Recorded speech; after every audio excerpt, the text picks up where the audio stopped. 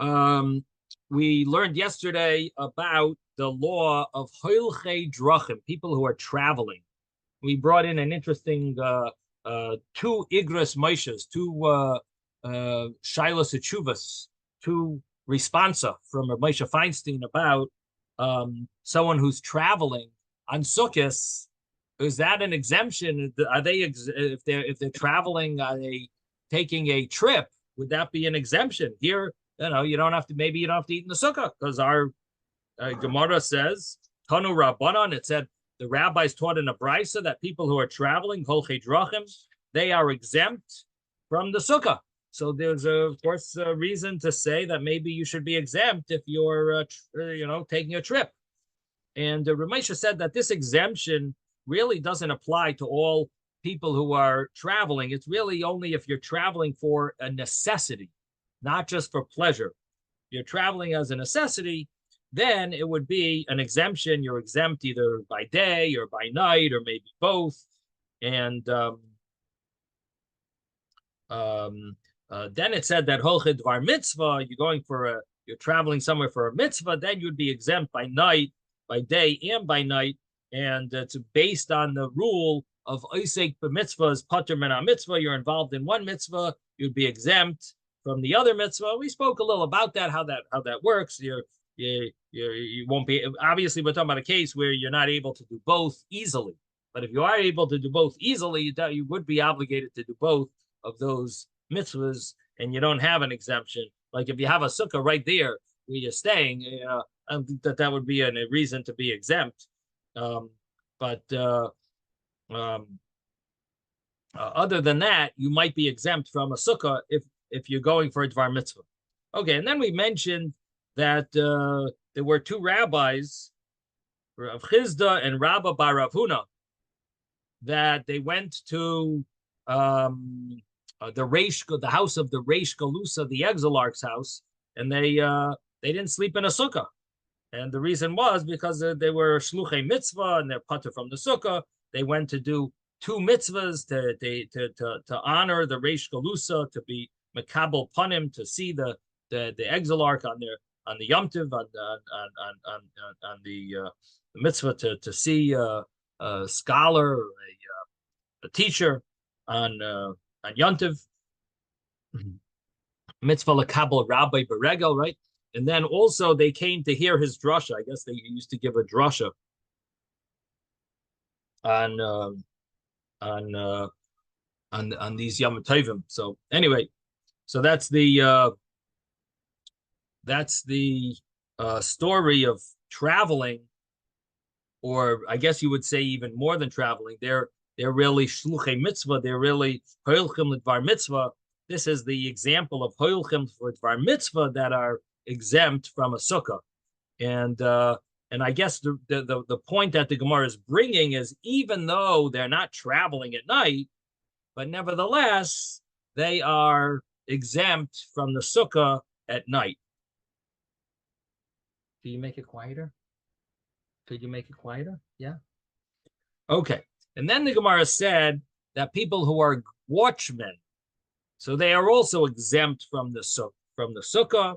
And the simple understanding here is they're watchmen by day, but at night they go home. So if they're watchmen by day and at night they go home, they would have to sleep in the sukkah and eat in the sukkah when they go home, because they're only exempt by day and not by night. At night they're obligated to the sukkah. Or the opposite case, they go home by day and they work all night. They watch the city, the security for the city. So they would be, they're watching the city by night, so they would be exempt by night, but they would be obligated by day. But then if they're 24/7 or whatever, they work a few days a week, 24 hours. So then they would obviously be exempt by day and by night. And then the Brisa mentioned about people who guard these aren't people who are guarding the city, but they're just guarding their vineyards, and they're it's too loud. The people who are guarding their gardens. So those people are patur, they're exempt whether by day or by night. And basically the understanding is that they're there all day and all night. because they're there to guard it. They're there by day and by night, and therefore they would be exempt by day and by night. Now, the Gemara was bothered with the fact that why don't we just tell them they should build a sukkah where they are? Again, they're not a mitzvah, they're not doing a mitzvah, and it's not like this exemption of involved in a mitzvah that they should be exempt from another mitzvah. So what was the exemption? So why should they have to build a sukkah where they are? So Abaye said, well, they're not going to have all the comforts of their house. So because of that, the mitzvah of dwelling in the sukkah is in a way that you would dwell in your house.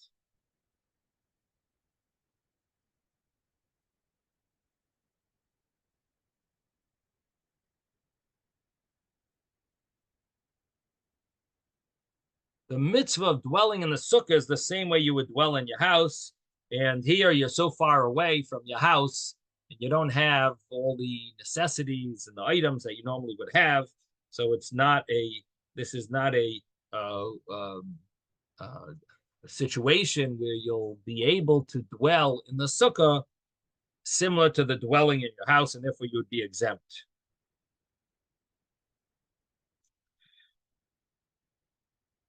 So that's the understanding.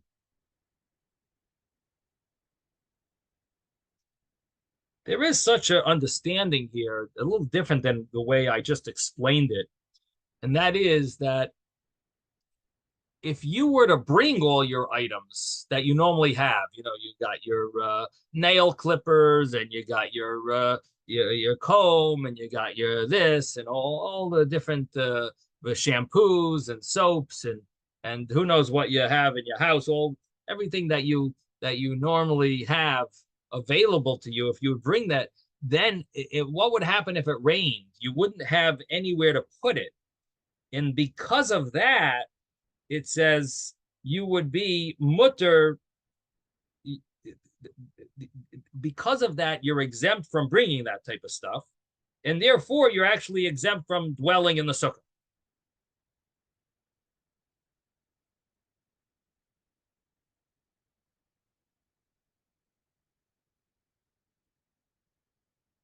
Or so that's like a sort of like a addition to what we were saying, that you have to dwell in the sukkah. It has to be similar to dwelling in the house. Maybe you should have to bring all your items there. And the answer is no, there wouldn't be any place to put it if it rained, and therefore you're not obligated to bring the items, and therefore you're ultimately not dwelling in a sukkah the same way you would dwell in your house, and therefore you would be exempt. And there is one other little insight over there in this Gemara, that you're not obligated to dwell in a sukkah only in a place where people dwell. People set up their residence, and it's not the normal thing to set up a residence in a vineyard or in a garden. So therefore, you're not obligated to make a sukkah there. So that's a little different interpretation. Again, you're obligated to dwell in the sukkah like you dwell in your house. And that means that if people build houses there, you would have to build a sukkah there. But if people normally don't dwell there, and they don't dwell there in the house, so you'd be exempt from building a sukkah there. It's a little different twist onto the exact reason of how do you translate or explain the exemption, that it's Teshvu Kien Tadura. How do you explain it? So the Rashi learned that it had to do with the fact that you're dwelling in a sukkah. It would be very different than dwelling in your house. You're not going to have all the items that you need when you're in the field, and so therefore it wouldn't be a proper dwelling. So therefore you would be exempt. Or the other pshat is it's not a normal place to make a dwelling. So it's not a place where a person would normally build a house. So you therefore would be exempt from building a sukkah there. Mm-hmm. That's those are the two insights. And then the other point that we mentioned really fits with Rashi. oh, you're exempt because you don't have all your items. Maybe you should bring all your items. And on that, we said, well, you're not really obligated to bring you're not obligated to bring your items because you won't have a place to put them if it rains and so on, and therefore you would be exempt. We're not going to make you build a whole house here. You're supposed to be a sukkah, so you would be exempt from building a sukkah in such a place where it's just not practical. Now Rava said the different reason. He said the reason is you can't have a sukkah there because people are just going to end up stealing all your stuff because you're showing them that you're not in the field. You're not watching. Now, the question that the commentaries have here is, does Rava agree with Abaye? In other words, Abaye said his reason, Teshu came to Duru. Rava doesn't seem to agree with it. Or does he? In other words, the problem is you can't really disagree with this rule. Teshu came to Duru. The question is, you could disagree with the application of this rule. This rule is clearly stated later on 2 pages. It mentions it as if it's accepted by all. Teshu came to Duru. So Rava has to agree with what Abaye says. Teshu came to Duru. Then the question is, how does he, why doesn't Rava say it here? It must be that he doesn't apply it to this case. This is not a typical case of Teshu Kien Taduru. Maybe we'll see later when we get to that Gemara, what the normal Teshu Kien Taduru, that you have to dwell in the sukkah, similar to dwelling in your house.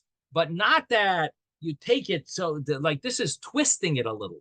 Number one, we had a pshat that, well, if people don't dwell in houses here, they have to build a sukkah. People normally in their house, they have all their items. So here you don't have your items. That's twisting the pshat a little of the Teshu Kien Taduru. It's changing it a little. In other words, there's a regular meaning of that Teshu Kien Taduru that it talks about later on it's page 28, where it talks about Teshu Kien Taduru, and there, maybe we'll see when we get there about the that it's a rule that's accepted, that's an accepted rule, but that you have to dwell in the sukkah the way you would dwell in your house. This is sort of taking it maybe a step further, and Rava doesn't agree with that. Rava says no.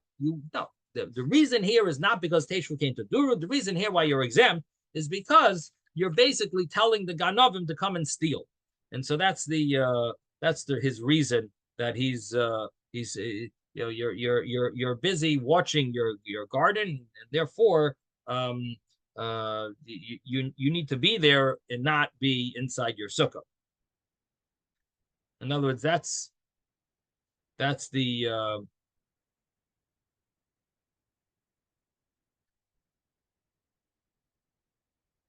Could you make it quieter? That's the reason why Rava holds that it's not. But Rava does say, the Gemara says, what's the difference between these 2 opinions? If it's easy to have a sukkah, you would be obligated. According to Rava, you'd be obligated. Like, let's say it's one pile of fruit, of grain. You'd have to build a sukkah there, because there you could watch. According to Abaye, no, it's not the common to build a house there. So it's not common. You don't have your items nearby. So you would be exempt from building a sukkah. Okay, so that was the previous Gemara. And then we started this Gemara about cholim u'mashamshein. So here we're up to the Gemara about the people who are sick and people who are mashamish. That's what we're up to. And we spoke a little about people who are pain in the eye or headache, and then we mentioned about sleeping inside a kilta. Kilta is some type of a canopy bed, and one of the rabbis, Rav Acha Bardala, he was permitted by Rav to sleep in this canopy bed, and the purpose of the bed was because of the mosquitoes. So he was exempt from the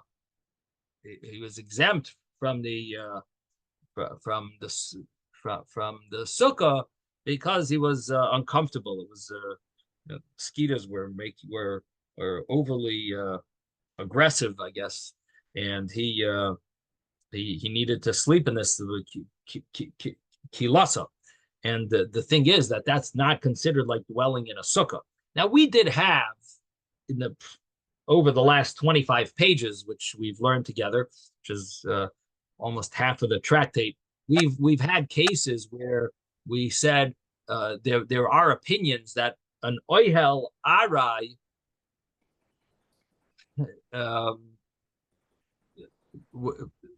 that this oil of a kila of a canopy is not necessarily going to contradict your dwelling in your sukkah. And okay, could you make it quieter? Okay, so it's not gonna contradict the sukkah. There were such opinions. The thing is that we don't paskin that way. The psak din, the halacha, doesn't follow those opinions. The halacha is that if you go inside a tent in the sukkah, you are not fulfilling the mitzvah of sukkah. If the tent fits the rule of a halachic tent, then you're not dwelling in a sukkah.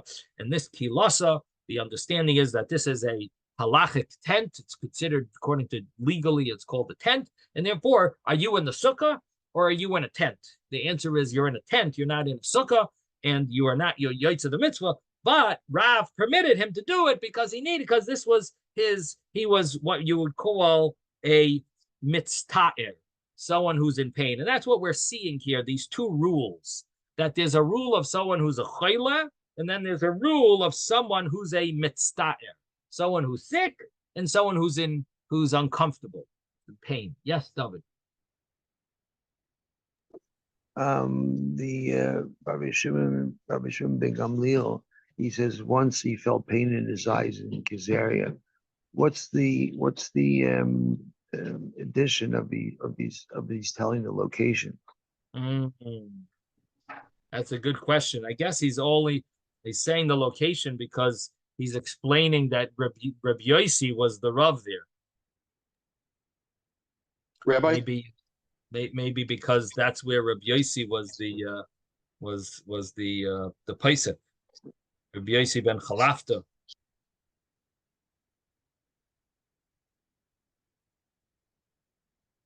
Well, that makes sense. Maybe that's my guess.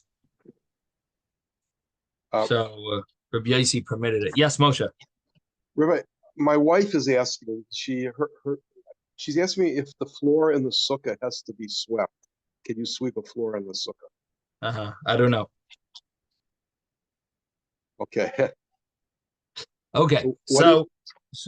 Thank you. Yeah. So the Gemara had brought from the Mishnah, quoted the Mishnah, that cholim u'mishamsheyan are exempt from the sukkah. There's someone who's sick, someone who's attending the sick person, they're exempt from the sukkah. And the Brisa said that you don't have to be very sick. You don't have to be sakana, even if it's a eye ache or a headache. And then you have this Reb Shimon ben Gamliel. He said, they permitted me to sleep outside the sukkah. Not only me, the Reb Yossi permitted my my aides to sleep outside the sukkah. Okay, and then Rav permitted Rav Acha Bardala to sleep in this chilta, which is a kilas chasanim, this canopy. Okay, now let's start with Rava. We're going to start the Gemara. Rava shkarole le Reb Acha Bar Ado. We're on page 26a. And it's the first word. No, it's the. Let's see. I'll just start the first word on the line. Rav Shara Rav Acha Bardala. This is must be about 20 lines from the bottom of the page, maybe 25 lines up from the bottom of the page, on page 26a. Rav Shara Rav Acha Bardala lemigna bechilasa b'sukkah mishum baki. So Rav permitted this rabbi Rav Acha Bardala to sleep inside this canopy, basically some type of screen from the mosquitoes, because of the bucky mosquitoes. Okay, and then the Gemara says,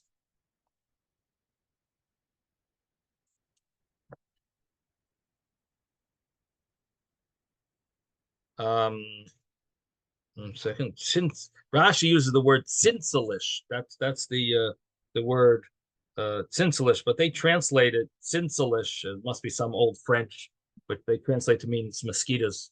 Okay, and then the Gemara says that Rava Sharale the Ravacha bar Ada lemigda bar talalta mishum sircha de gargishta.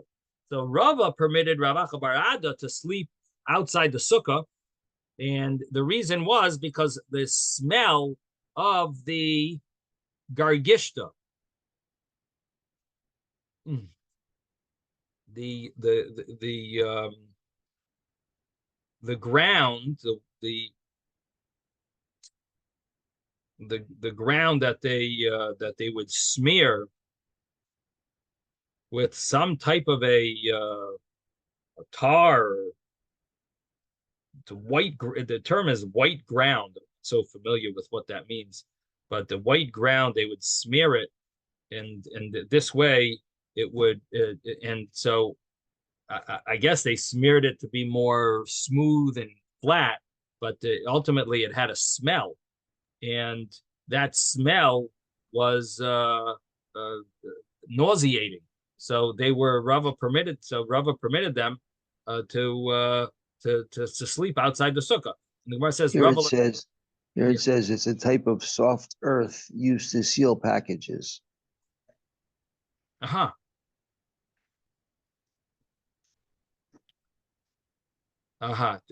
term is white earth. So you're saying it's a soft type of earth.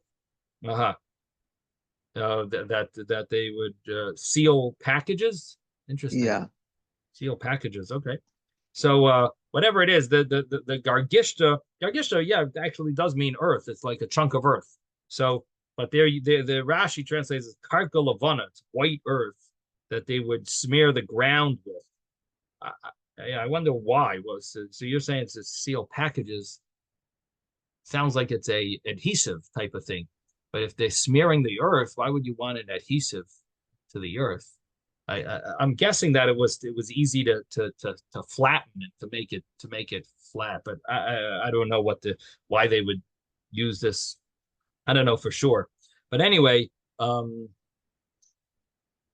was a smell that would come from this type of earth, and that's what Rava permitted him to sleep outside the sukkah because of the smell. Rava l'taimei d'amar Rava, as Rava says that mitzta'er poter min sukkah. Rava says that a person who's in pain is exempt from the sukkah.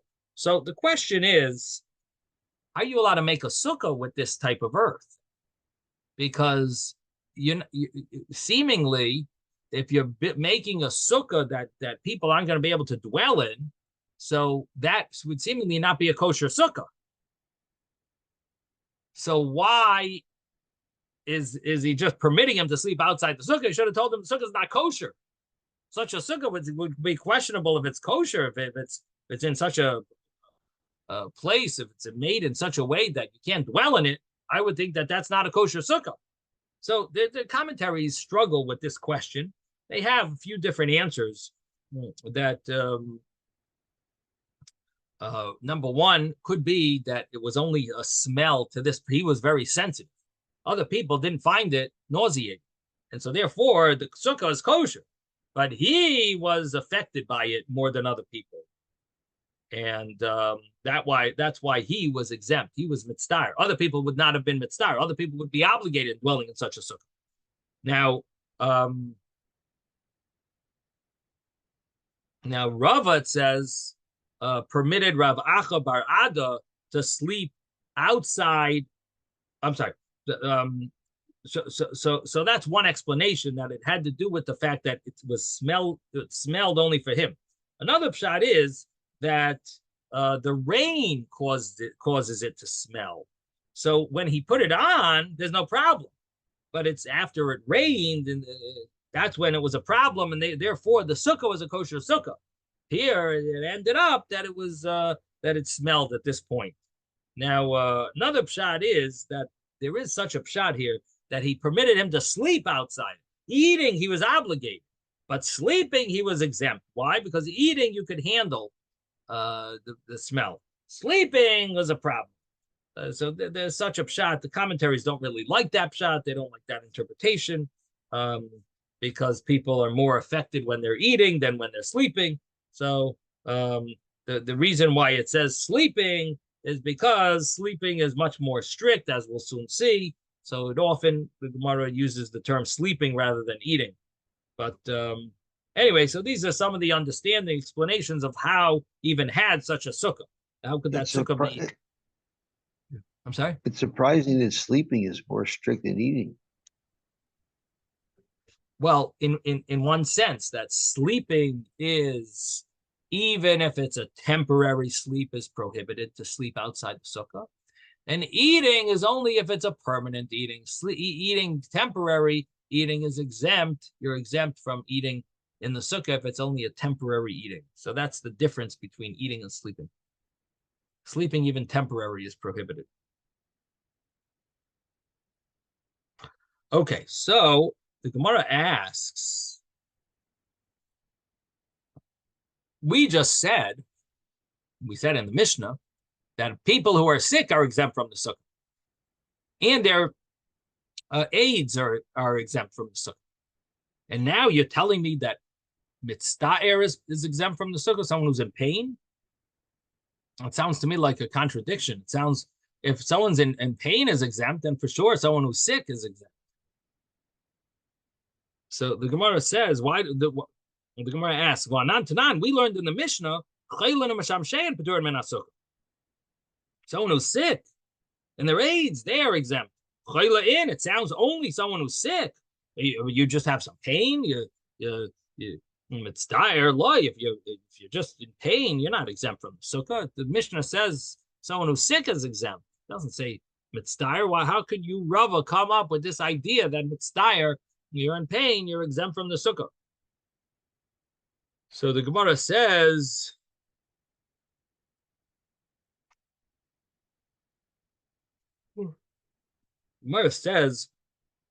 that Omri, the yeshiva students, the yeshiva scholars, they answered this question that it's not a contradiction. It's not a proof against Rava. Who umeshamshav choyle, he and his aides are exempt. Mitzdayer, who pater, by someone who's in pain, he's exempt. But meshamshav loy, those that are attending him are not exempt. Of course, here also the commentaries struggle a little with what the difference is. What is the difference? What's the reason? Are you exempt because Oisek b'mitzvah is pater min mitzvah? You're involved in a mitzvah, therefore you're exempt. Is that the reason why you're chayla? Why are the b'shamshav, the people who are attending, only going to be? Excuse me. Why are the aides only going to be exempt if they're helping out someone who's sick, not if they're helping out someone who's mitzdayer? So it could be because when you help out someone who's sick, you're called bikar chaylim. You're doing bikar chaylim, and you're helping the person who's sick. When someone is in pain, it's not really bikar chaylim. So you're not really doing a mitzvah. So it's based on the rule of Isaac b'mitzvah pater min mitzvah. So that could be an explanation. The problem with that is that what happens if you get paid? If you're being paid to service this person, so then you're not Isaac in a mitzvah now. Now you're doing it for work. So if you're not Isaac in a mitzvah, so then you should not be exempt from a sukkah. And if that's so, that you're not going to be exempt, so why didn't the Gemara make a difference between if you get paid or you don't get paid? That's one of the questions that they ask on this interpretation. And therefore, they want to say that it must be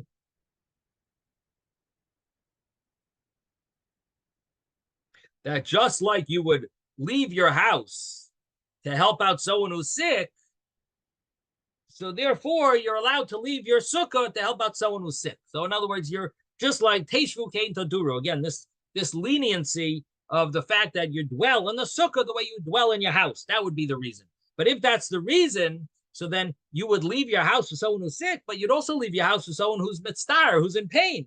So seemingly you should have the same leniency. So that's why how the commentaries struggle with this heter. Like, why are you not exempt also if you're visiting someone who's mitzvah or helping someone out who's mitzvah, who's in pain?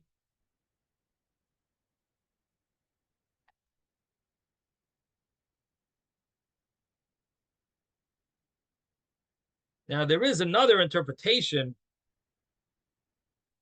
that the person who is an aid to someone who's sick is exempt because they're called mitzta'er. They're in pain, that they're eating in a sukkah, and the choyle is the sick person is sick, who they're thinking about, therefore they're called mitzta'er. So that could be another reason that that the aid is a mitzta'er, and he's exempt from, if he's visiting someone sick, he's exempt from the sukkah. But the aid of a mitzta'er is not mitzta'er. The aid of a choyle is mitzta'er. The aid of a mitzta'er is not mitzta'er. What does that mean? The aid of someone who's sick feels bad that he's in the sukkah and he's supposed to be helping. He feels bad for this sick person, and therefore he's exempt from the sukkah. But if you're visiting and helping out, you're aiding someone who's just in pain, so that you're not exempt because you're not in pain. You're not a mitzta'er. You're not uncomfortable. A person who's uncomfortable is exempt from the sukkah mitzta'er. Okay, now we come to the next Gemara. And the next Gemara,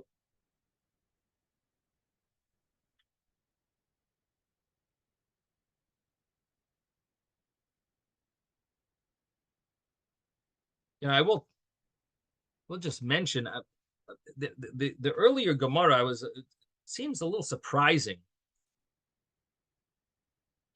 What was the reason why the person who was the mosquitoes, he was exempt from the sukkah? Seems like it was mitzta'er. And what was the reason of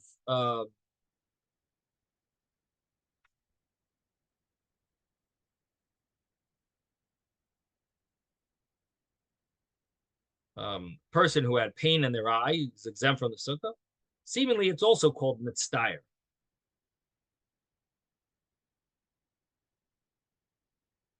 Maybe they're called a choyle. But the Gemara only said Rava holds mitzta'er is exempt from the sukkah. Why did the Gemara say that Rav and Rava? It's interesting that the Gemara only emphasized that Rava holds. This is I get maybe that's why. Maybe we just know that Rava says that outright. Maybe none of the other commentaries, none of the other rabbis like emphasized it as much as Rava. Rava sort of gave a ruling that mitzta'er is patur. I guess that's why the Gemara says it about Rava. That Rava says this goes like Rava. That Rava says mitzta'er is exempt from sukkah. Maybe because Rava spelled it out. I guess that's probably why the Gemara says. Okay, so the next Gemara. We eat a temporary eating outside the sukkah. What's a temporary eating? So the Gemara has to explain what falls into that category. Rav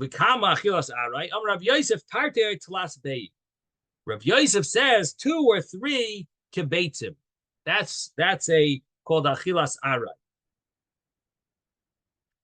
2 or 3 egg the size of eggs. The 2 or 3 eggs means bread the size of 2 or 3 eggs would be exempt. Now it is interesting. Rashi over here says that tarti oitlas 2 or 3 times he puts into his mouth.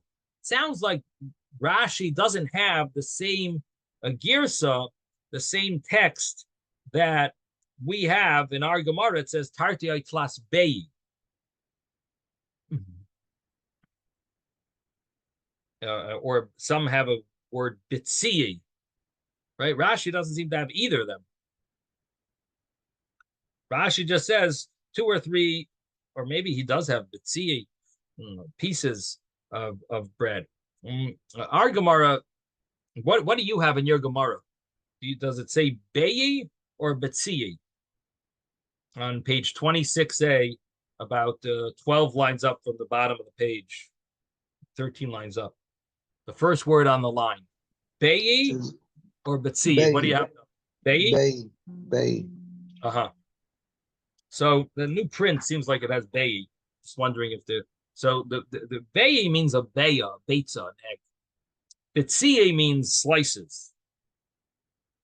And Rashi just says you would put these two or three times ha'amim yiten l'seich piv. You would put in your mouth 2 or 3 times. That would be considered a achilas ara. Anything more than that would be a keva, permanent eating. This is called temporary eating. Put 2 or 3 times in your mouth. Now, our Gemara says 2 or 3 egg words, size of eggs, which would mean that you have size of slice, the size of an egg, you would have 2 or 3 of them with bread. And that would be considered temporary. Anything more than that could be considered like a permanent thing. So the Gemara asks, really? 2 or 3 is only temporary?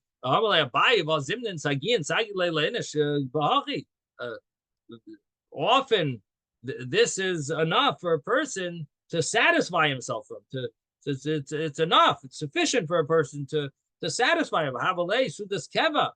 That would be considered a full meal. So how could you say that is a temporary? Ela Amar Abai, so rather Abai says no.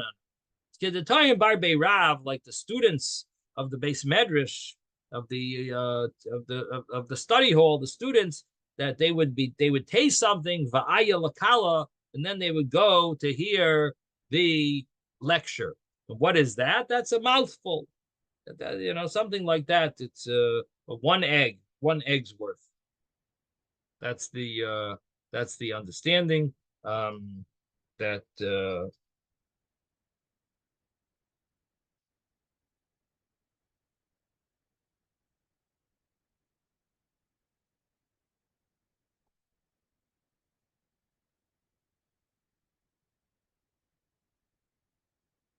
it's basically less than the 2 or 3 that we originally said.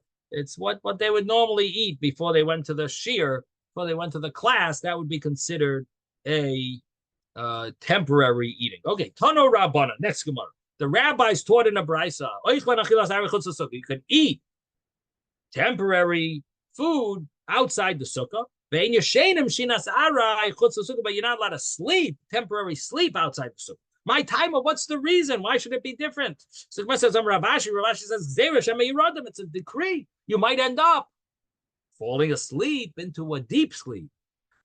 But eating, we're not worried. You eat a little, you eat a little.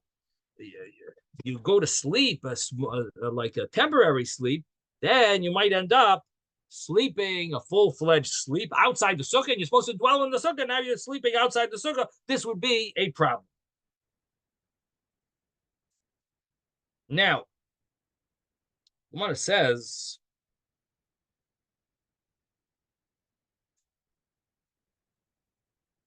Amalei Abaye says to Rav Ashi, Elo hadatanya, that we learned that it was taught in a brisa. Yoshin adam shinas ari b'tefillin. Person could sleep a temporary sleeping with tefillin. Avalei shinas keva, but he can't sleep a permanent sleep with tefillin. He says, if that's so, that we're afraid of yerodem, that if you sleep temporarily outside the sukkah, it's a problem because you might end up sleeping permanently. Why don't we say the same thing about tefillin? That you should not be allowed to sleep temporarily in tefillin because you might end up sleeping permanently with the tefillin. So the Gemara says, we should be concerned, the same concern. If that's the reason here, that should be the reason there also. Amar Rav Yosef, Bereid Rabbi Loi,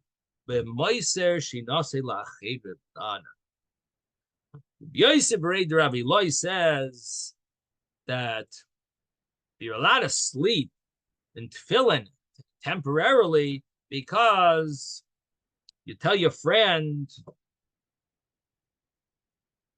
to wake you up, and therefore you would be allowed to sleep in tefillin temporarily because you sort of like made a shomer. You gave over the responsibility to he's going to wake you up. He's going to make sure that you don't sleep permanently. What about Sukkah? The same thing. Sukkah would be the same thing. That if you tell someone else to wake you up and make sure you don't sleep permanently, you'd be allowed to even sleep outside the Sukkah.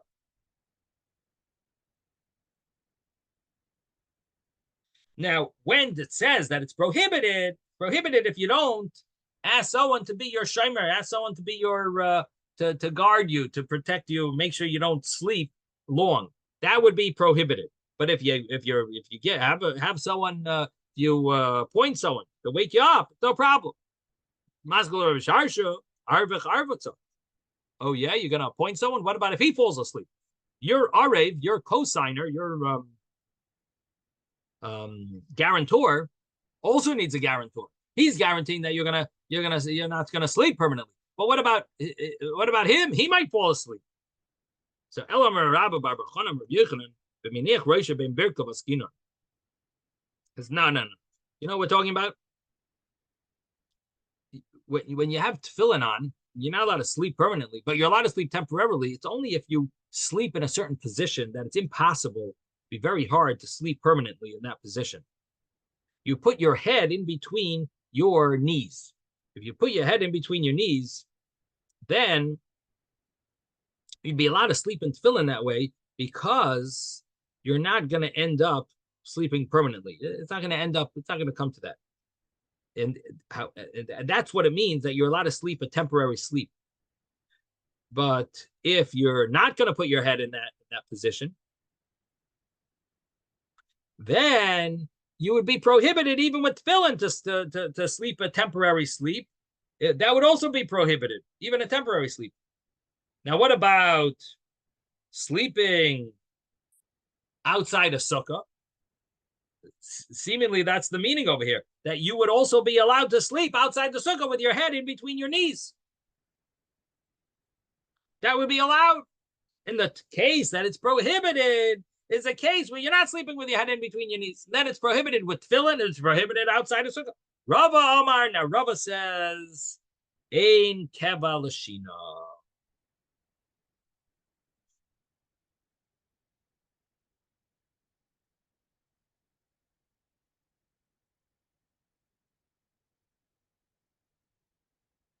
What does it mean, Ein keva l'shina? There's no permanence for sleeping. We're not afraid that when you sleep temporarily, it's going to end up being a permanent sleep. That's not the concern here. The reason is because there's really no difference sleeping temporarily or sleeping permanently regarding sukkah. Sometimes it's sufficient to sleep a very little amount, and that is considered permanent. And you would end up, by doing that, transgressing the obligation of sukkah. But by tefillin, it's not a problem to sleep in tefillin. You're allowed to sleep in tefillin. So in other words, by sleeping, the problem is sleeping. There's no such thing, a temporary sleep, a permanent sleep, because even a temporary sleep sometimes is more permanent than a permanent sleep, because if you sleep real solid. But tefillin, the problem is that we're nervous that you will, it's a different reason. We're nervous that you will pass gas in tefillin. And therefore, that only applies to a permanent sleep. But a temporary sleep would be permitted. And therefore, there's a difference between tefillin and with regard to and sukkah with regard to sleeping. And what comes out is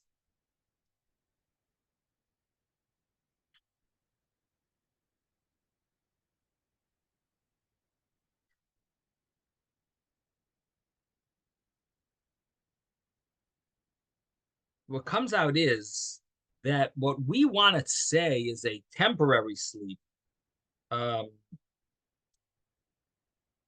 with regard to tefillin makes sense. You could say there's a temporary sleep and there's a permanent sleep. With regard to sukkah, it doesn't make sense because even a temporary sleep, it could be a solid sleep.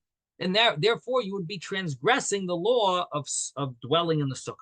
Regarding tefillin, the difference between a temporary sleep and a permanent sleep is only that you might end up passing gas. That doesn't apply if it's a temporary sleep. Even what we call what you could say, well, it was a very solid sleep, yeah, but it's still temporary. Now the Gemara brings two brises. Tani Chada, we learned in one brisa, that person is allowed to sleep, a temporary sleep, but not a permanent sleep in his tefillin. Tani Idach, we learned another brisa, the keva bein keva bein arai. It's whether it's permanent or whether it's arai, a person is allowed to sleep. The Tanya Idach, we have a third brisa that like hava the loyara. You're not allowed to sleep permanent or temporary. So what's the way to reconcile all these three brises, contradiction between these three brises? Like Kasha, it's not a question. Oh, they're not gonna like who biyode here, where he's holding the tefillin in his hand, and in such a way he's not allowed to sleep, but afraid they're gonna fall. Oh, where it says you're allowed to sleep arai, only temporary. That's the mancha bereshe, placed on his head. You're not allowed to sleep keba permanently. We're afraid you're gonna pass gas, but sleeping temporary is not a problem. Oh, the brisa where it says that you're allowed to even sleep a keva, even a permanent sleep, that's talking about in a way that it's not on you, but the parasudra ilave, that you put a garment over them, over the tefillin, and you're putting them by your bed near where your head is. And in such a way, there's no problem even sleeping permanently. But the bottom line is that there is a case where sleeping temporarily is allowed by tefillin, but it's not allowed by sukkah. And it boils down to the reason behind it. By sukkah, it's all about living, dwelling in the sukkah.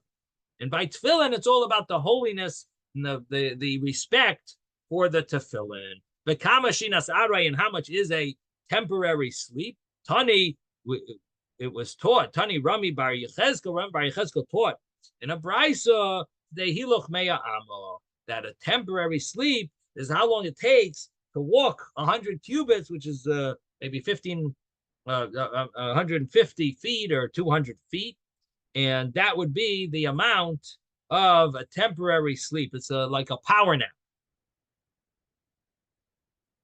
Now,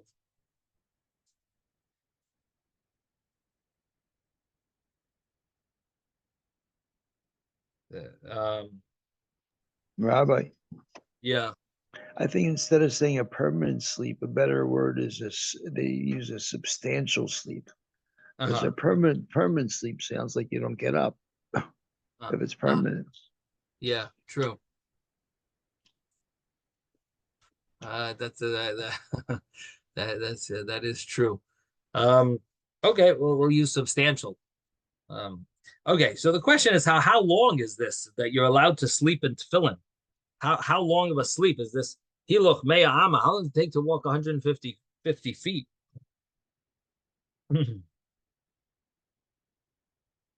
So they say that it's really only less than a minute. This is a real tiny sleep.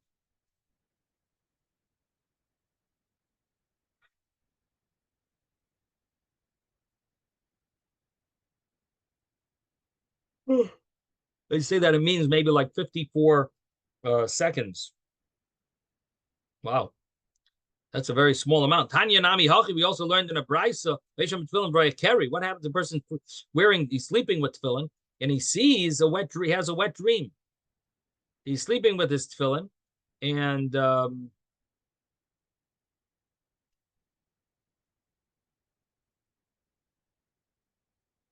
so on the one hand, he wants to wash his hands. Now, on the other hand, he's got to take the tefillin off as soon as he can because he's now tamei. He's got this. He had this wet dream. So while his body is dirty with this emission, so he would need to take the tefillin off. So what does he do? He holds the tefillin by the strap. And now we turn the page, 26b. But you don't hold the actual bias, the box of the tefillin.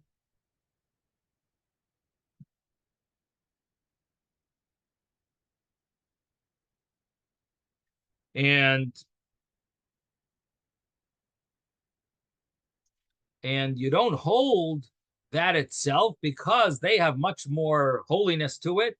The shin is on it. Yaakov, these are the words of Rabbi Yaakov. The rabbis say revelation is keva, and the rabbis say that a person can sleep a shinas arai, not a shinas keva, and therefore he will never come to see. He won't come to see keri.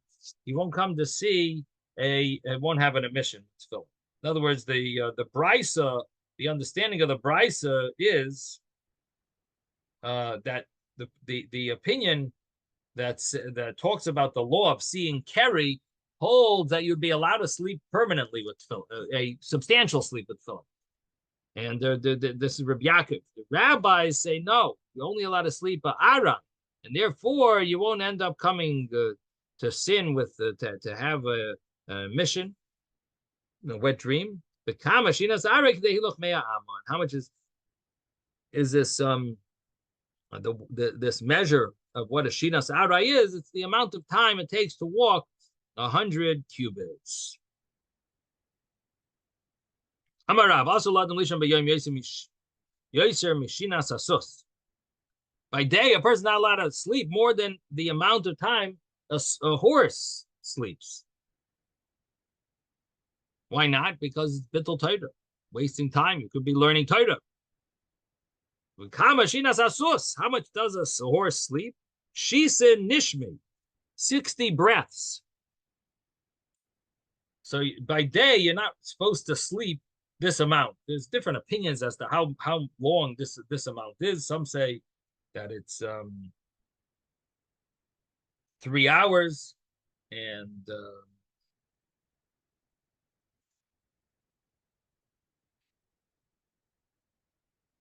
some say it's more than a half hour. Some say it's more than it's a little over 3 minutes. Very extreme views, like how. But if I remember correctly from Shulchan Aruch, it says a person should wash negelvasser. They sleep this amount, and so the question, of course, is: so how much is that? So it seems like, according to some opinions, it's only a few minutes. If you sleep a few minutes, you should wash negelvasser. But according to the other opinion, it's over a half hour. I should look it up. I should really see if it brings this. If I remember correctly, I have to look it up. But okay, Amar Abaye. Abaye says, "Shnasei demar k'derav." The sleep that Rabba, my master Rabba, would sleep. He slept like Rav because he learned by Rabba Bar Nachmani. And Abaye was brought up by Rabba, and so he slept. So he says, I know how much he slept. He slept like Rav slept. The Rav to the Rebbe. Rav followed this same amount because he learned from Rabbeinu HaKadosh, from Yehuda Nasi. He lived in his house. But the Rebbe Kid David, and Rabbi Yehuda Nasi, who the author of the Mishnah, he slept like David HaMelech would sleep. This measurement.